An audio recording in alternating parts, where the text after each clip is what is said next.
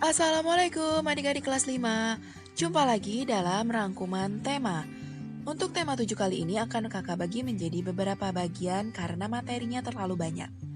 Berikut judulnya Peristiwa dalam Kehidupan. Part 1. Indonesia kaya akan rempah-rempah seperti cengkeh yang bermanfaat sebagai bumbu masak, aromaterapi, obat sakit gigi, dan juga bahan pembuat dupa.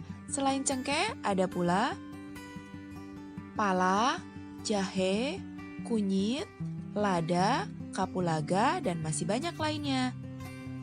Rempah-rempah ini memicu kedatangan bangsa Eropa karena harga rempah-rempah di sana bernilai ekonomis tinggi atau bisa disebut mahal. Mahalnya harga rempah-rempah di Eropa memicu bangsa Eropa berlomba-lomba untuk menjajah Indonesia. Berikut urutan kedatangan bangsa Eropa ke Indonesia pada akhir abad ke-15. Tahun 1511, bangsa Portugis mendarat di Malaka. Tahun 1521, bangsa Spanyol mendarat di Tidore. Dan tahun 1596, bangsa Belanda mendarat di Banten. Faktor pendorong penjelajahan samudra dikenal dengan semboyan 3G. G yang pertama adalah gold, yaitu mencari kekayaan. G yang kedua, gospel, menyebarkan agama, terutama Kristen dan Katolik.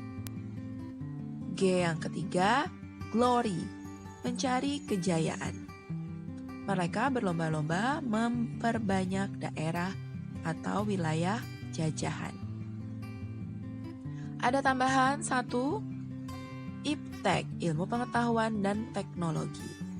Dengan berkembangnya iptek, ditemukanlah kompas dan juga industri kapal yang semakin berkembang sehingga kapal bisa berlayar sangat jauh.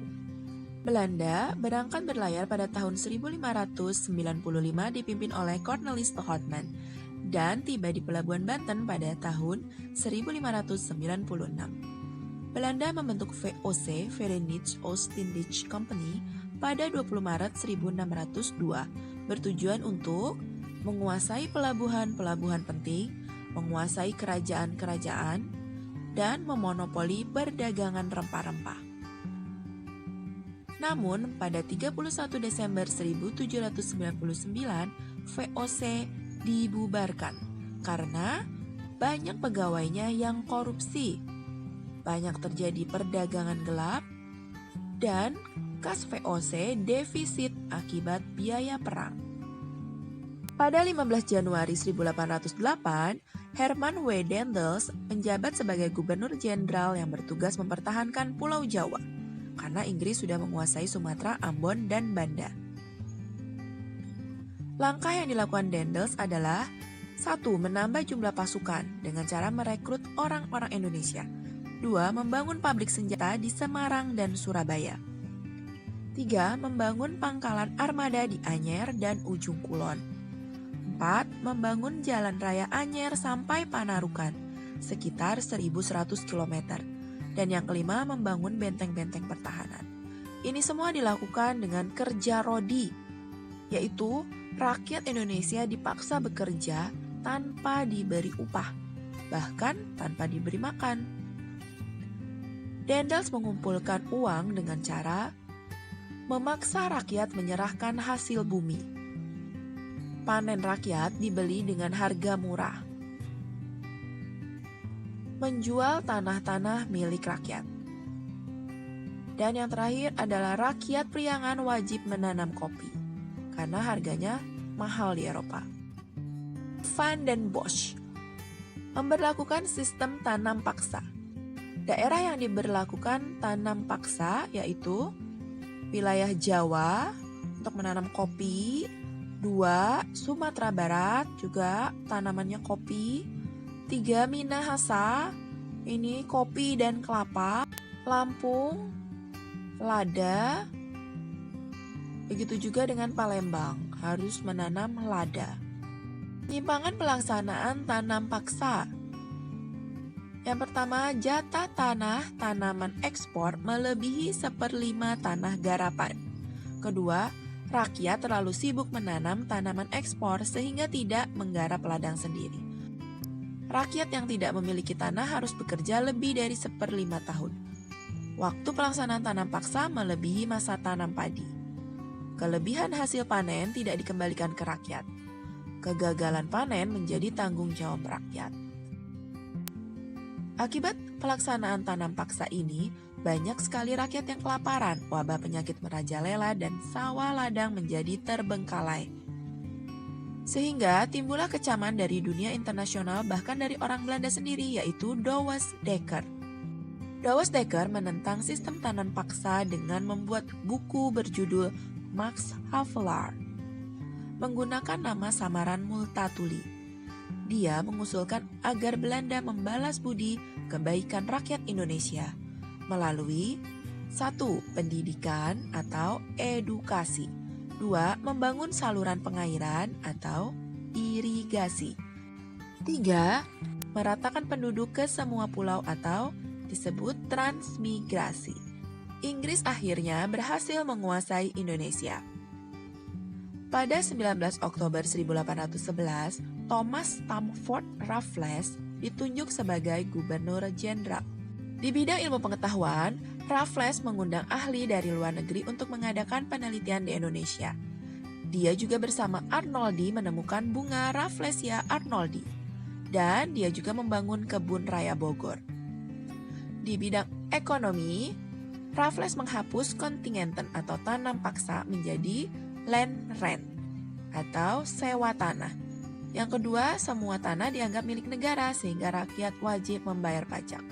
Di bidang pemerintahan, pengadilan, dan sosial, Raffles membagi Pulau Jawa menjadi 16 keresidenan, membentuk pengadilan di setiap keresidenan, dan melarang adanya perdagangan budak. Peristiwa adalah kejadian yang dialami. Peristiwa terbagi menjadi 1. Peristiwa menyenangkan. Contohnya, merayakan ulang tahun, tamasya atau piknik, kelahiran adik, menjadi juara kelas, atau juga bisa mendapat sepeda baru. Kedua, peristiwa menyedihkan. Contohnya, sakit, jatuh dari sepeda, mendapat nilai rendah atau buruk,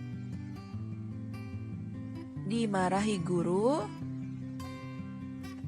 bisa juga terkena bencana alam, contohnya kebanjiran nih. Ini hanya beberapa contoh, bisa kalian tambahkan sendiri ya. Benda terbagi menjadi benda padat, ciri-cirinya tekstur agak keras atau keras, bentuk tetap dan volume tetap.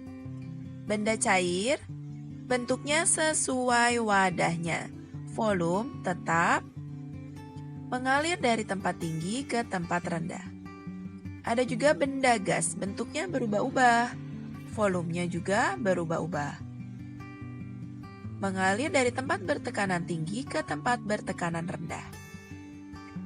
Perubahan benda cair menjadi padat disebut membeku. Contohnya, air dimasukkan ke freezer, coklat cair dimasukkan ke freezer, atau saat kita membuat puding. Perubahan dari cair menjadi gas disebut menguap. Contohnya, air yang dipanaskan, bensin dibiarkan di tempat terbuka, dan air laut yang menguap kena panas matahari. Perubahan dari padat menjadi cair disebut mencair. Contohnya es batu dibiarkan pada suhu ruang, mentega yang dipanaskan, dan coklat padat yang dipanaskan. Perubahan dari padat menjadi gas disebut menyublim. Contohnya, kapur barus pada suhu ruang. lilin aromaterapi, dan juga pengharum mobil. Perubahan dari gas menjadi cair disebut mengembun. Contohnya, peristiwa embun pagi. Ada juga gelas yang berisi es batu akan mengembun pada bagian luarnya, dan awan yang berubah menjadi air hujan. Perubahan dari gas menjadi padat disebut mengkristal. Contohnya, awan berubah menjadi salju, kristal hitam pada knalpot motor, dan proses pembuatan garam. Lagu wajib adalah lagu yang menanamkan rasa cinta tanah air, menghargai jasa pahlawan, dan membakar semangat perjuangan agar terus menyala. Ciri lagu wajib: menanamkan sikap nasionalisme, irama penuh semangat, dan biasanya berupa himne. Lagu Rayuan Pulau Kelapa ciptaan Ismail Marzuki dengan birama 4/4. Sekian part 1 dari tema 7. Sampai jumpa lagi di tema 7 part 2. Yang belum subscribe, buruan di subscribe ya. Kalau ada tambahan, silakan tulis di kolom komentar. Terima kasih.